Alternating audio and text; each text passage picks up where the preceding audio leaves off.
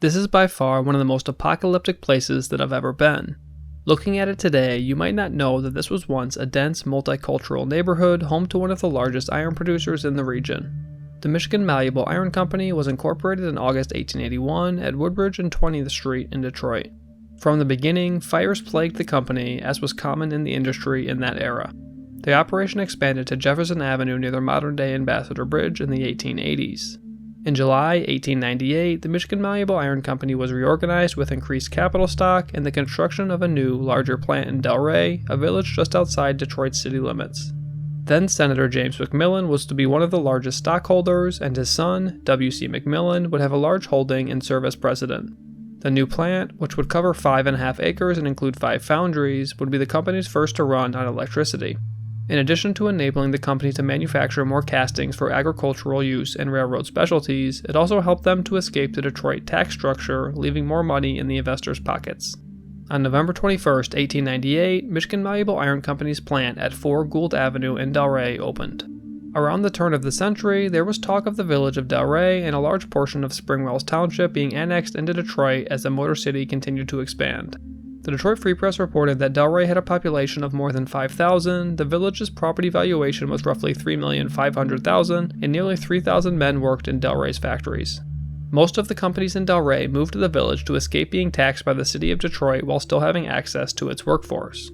A spokesman for Senator McMillan, who was still a major stockholder in Michigan Malleable, voiced that their tax rate should be lowered because they had only just arrived in Delray, employed 400 to 800 men, and claimed to ensure their workers moved to the village.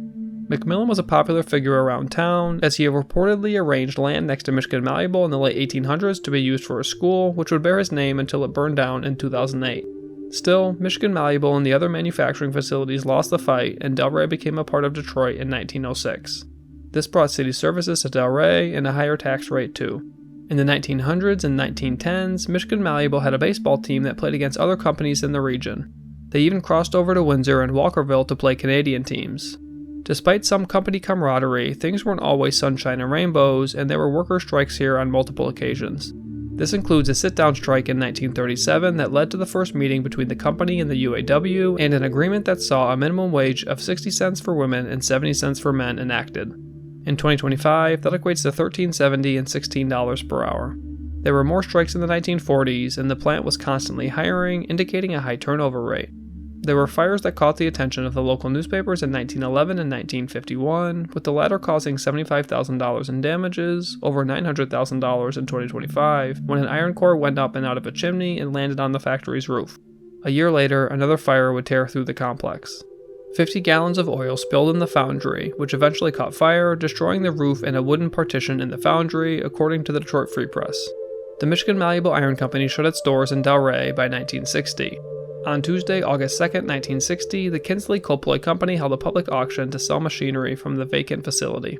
Even after closure, Detroit firefighters were still plagued by the property. In May 1961, despite the ongoing demolition process at the plant, a 5-alarm fire ripped through, likely from the spark of a torch, injuring multiple firefighters. It's not hard to imagine families in their homes on Crossley and Gould Streets fleeing to safety as the manufacturing facility that many of them used to work at went up in flames, despite already losing their jobs there. Around this time, the city of Detroit took ownership of the property, which was heavily polluted from decades of ironwork. In 1969, the Detroit Free Press did a piece on the expanding industrial presence in Delray, focusing on the residents of the Hungarian enclave and their opposition to the City Planning Commission's ideas for their neighborhood. Residents wanted to see an expansion of public services in the neighborhood, but the city had decided to allow more dirty industry to be built, polluting the land, air, and waterways that Delray citizens had called home for decades. Peter Schick, head of the Neighborhood Conservation Office, said the people here in Delray never had much to do with downtown. Downtown is like Siberia or the dark side of the moon. The article also reported low crime in Delray and roughly 13,000 people living there. After the Michigan Malleable Iron Company was demolished, some have said that it was used for parking for the Fleetwood plant at Clark in Michigan with a shuttle service to the factory. Later, the city walled off the property with shipping container shells and used it as storage, eventually becoming a place for whoever had a truck big enough to make it through to dump their trash. For decades, the property sat there unused. Robert Carmack, an automotive business owner, says he received the deed for the property, now labeled 7751 Melville, in the mail in 2007. He claimed that he had no idea why the city had sent it to him and that he had paid nothing for the property. The Detroit News later clarified that Carmack had inquired about purchasing the property, but never paid the city the $250,000 price tag, so the sale never went through. Despite that, in 2016, Carmack, a resident of Woodhaven, sold the property for $1 million. Here's where things get a little saucy. Tired of being hassled by the city over his perceived legitimacy as the owner, Carmack went on the offensive. He believed that Detroit Mayor Mike Duggan was corrupt and took bribes, so he paid someone to follow him to see what he was up to. Carmack claimed the surveillance revealed Mayor Duggan was having an affair, and Duggan later acknowledged the relationship but denied any wrongdoing. The mayor and his wife later divorced, and he remarried. Carmack stated he had more dirt on Duggan and began flying plain banners around the city, muddying the mayor's name. Carmack paid then City Councilman Gabe Leland a $7,500 bribe to delay action on the property by the city, which later caused Leland to leave City Council and landed him a probation sentence.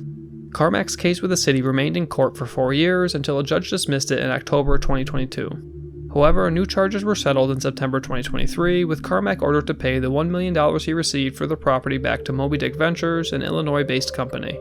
Robert Carmack died in the summer of 2024. The former Michigan Malleable Iron Company continued to be a site of illegal dumping and industrial fallout while the saga went on, and it's no closer to being cleaned up in 2025. The ground is crushed limestone, asphalt, and other random rocks that are hard to place. Some wild grasses, burrs, and cattails have sprung up over the decades. In the wet season, there are pools of water that might take a decade off your life if you drank from them. On this visit, I saw at least a dozen monarch butterflies and quite a few bees. In the distance, Sug Island smokestacks and safety light remind you of the pollution entering your lungs with each breath.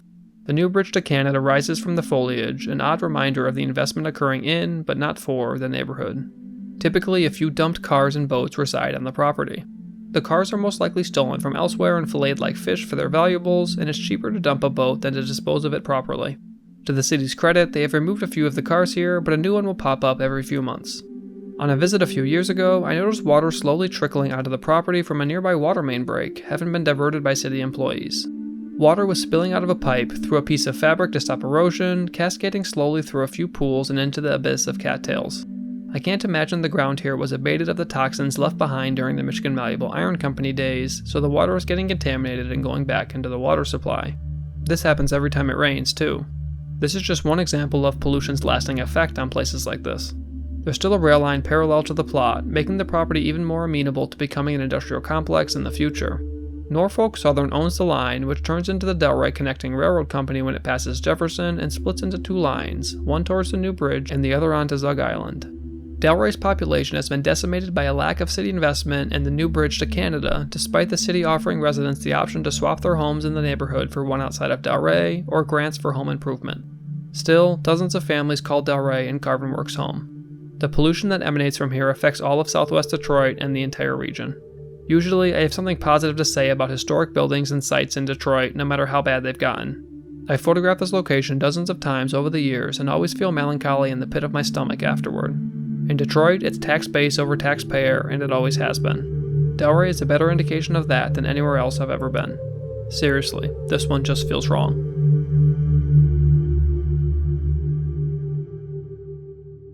This one felt particularly outrageous today because the AQI is like 150 or something nuts like that, so I'm going to get out of here. But if you enjoyed this, please put a like on the video, drop a comment down below, and subscribe to the channel for a new video every Friday. If you want to support the channel, you can look in the description below to get a t-shirt I've designed or buy a print from my print store. Until next time, this building matters.